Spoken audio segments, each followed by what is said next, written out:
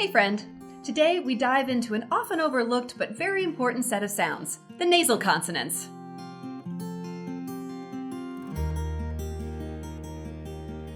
Hi, I'm Kate Glasheen. I'm a voice and dialect coach with a passion for health and wellness. You can learn more about me at kateglasheen.com, and if you enjoyed today's video, please like and subscribe below. Let's get started.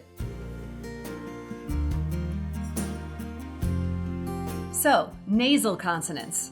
As the name suggests, the distinguishing feature of these three sounds has to do with your nose. Specifically, that the air coming up from your lungs, making your vocal folds vibrate, is being released through your nose and not through your mouth. Hold your hand in front of your mouth and repeat after me. B, t, sh. For all those consonants, you should feel little puffs or streams of air against your hand coming from your mouth. The first nasal consonant we're going to look at easily demonstrates that the air is coming through your nose because there's no other option.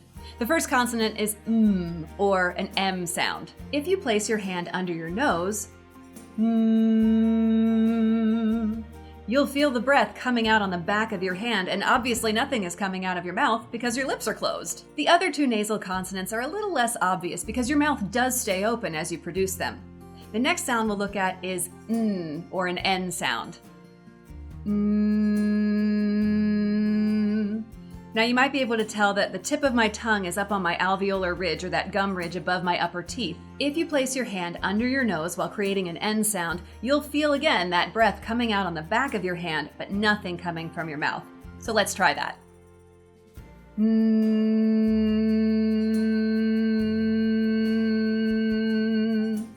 The third nasal sound is ng, the symbol for which is known as the monkey tail N. Now in English spelling, it's often represented by ng, as in sing or long, but not always. Words like pink and bank also have the ng sound, but only spelled with an N. The ng is created when the soft palate, or velum, and the back of the tongue come together way in the back of the mouth.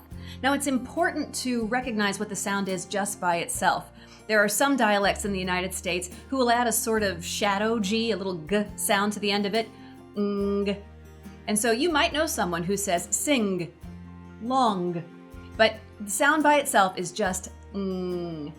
So you may notice that the tip of my tongue is not needed at all to create the ng sound. In fact, I can have it tucked behind my lower teeth to create that sound. And the back of my tongue isn't needed at all to create the n sound, like an N sound. The other thing that's not being used at all is my jaw. We often employ the jaw when it's not necessary. And so to create these sounds, it's really important to have good dexterity in your tongue. And lucky for you, I have an articulation exercise just for that purpose. Notice as I demonstrate this drill that my jaw isn't moving, but the tongue is moving a lot. Nanga kaga langa kaga, nanga kaga langa kaga, nanga kaga langa kaga. See what I mean? I know M isn't a part of that drill, but there are plenty of tongue twisters that use it, such as Mommy made me mash my M&Ms. The last thing to note about these consonants is that they're what we call continuants. As long as you have breath, you can hold these sounds out. Mm, mm, that one's a little bit weird. Mm. Now, we don't tend to hold them very long in everyday speech, but they're great sounds to play with as an actor when you have a very poetic or lyrical text. So the next time you warm up before a performance, give those sinuses a little massage, maybe blow your nose, and don't forget to work your nasals.